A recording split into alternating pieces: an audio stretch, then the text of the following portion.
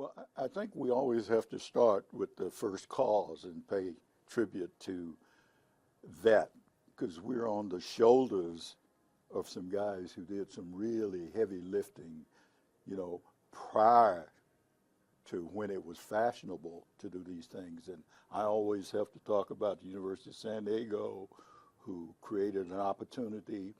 I talk about Lenny Wilkins and Casey Jones and Willis Reed and Bill Russell, those guys who stepped out and hired coaches at that time when it wasn't fashionable.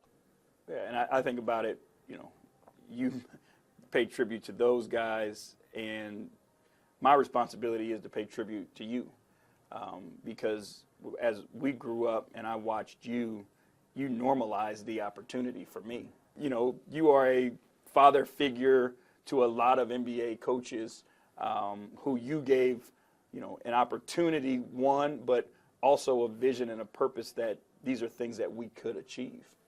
Okay. Well, I can't say anything to that. I appreciate that. And that's a way to pump me up. You know, we may not all have the same beliefs.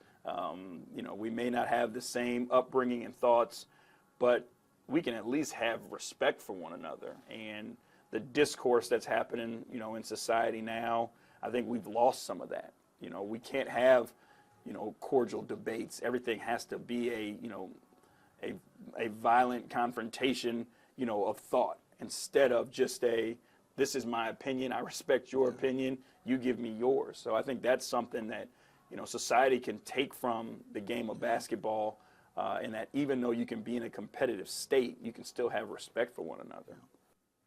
You can legislate for me to be able to drink out of the same water fountain.